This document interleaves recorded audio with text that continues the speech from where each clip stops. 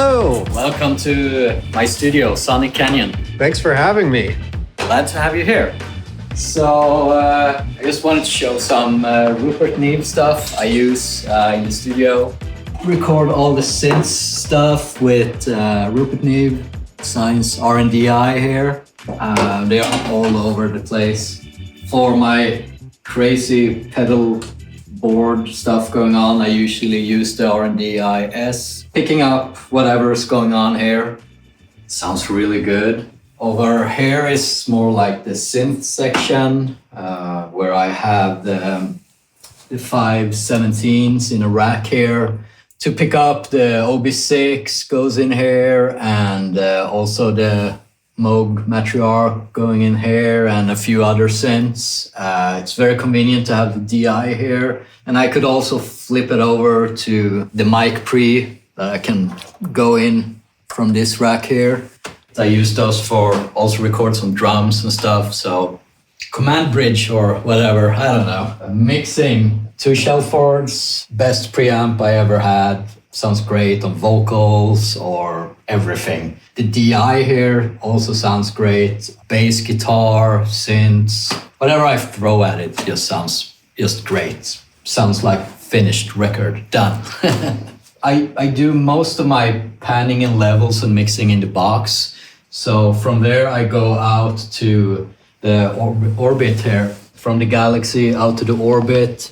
I have channels 1, 2, 3, 4 in mono. So I use that for kick, snare, bass guitar, and lead vocal, basically. The rest of the channels 5, 6, 7, 8, and up to 16 is in stereo. Maybe drums, overheads, room mics, and then the next pair of stereo channels is guitars, background vocals, synths. I usually use 15 and 16 for effects like reverb and delays and stuff.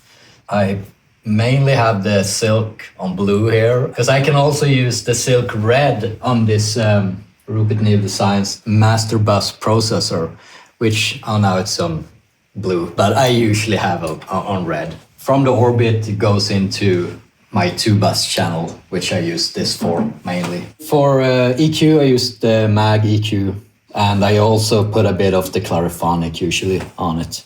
The final stage before hitting back in the digital world, the MBC, I use the transformer here in this case, Red Silk, just a little bit. I use the limiter to just top off if there's a hot signal, you know, and maybe push it if that's needed. Sounds great. And the good thing is it can also be transparent if you take out the transformer and limiter. It's just a really transparent, good converter.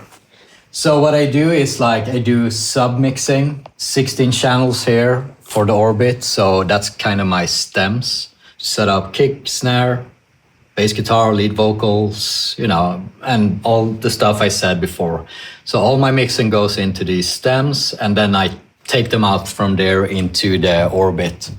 This is the place where I do the gain staging, because you want to push the orbit a bit, get it into the red sometimes, you know. That's where the magic really happens. Sometimes I do some clipping in the DAW, like on the track before it goes out, because then I don't have to clip the converters and I can push the orbit just a bit more. That's, you know, where it sounds the best. It's hard to describe, but it sounds just great. It's, you know, dynamic and thick in the low end. I really don't have to work so hard to just sweeten the sound, to be honest. That's what it does for me. And it also sounds very, very open and makes it sound like a record. I've been lucky to work on the 5088 a few times, and to me it's in the same ballpark, and it's fraction of the size. So yeah, works great. To me, when I mix in the box, it's like the computer or the DAW layers like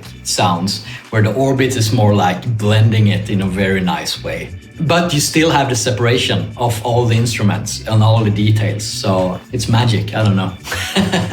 Thanks so much for showing us around. Yeah, welcome back anytime.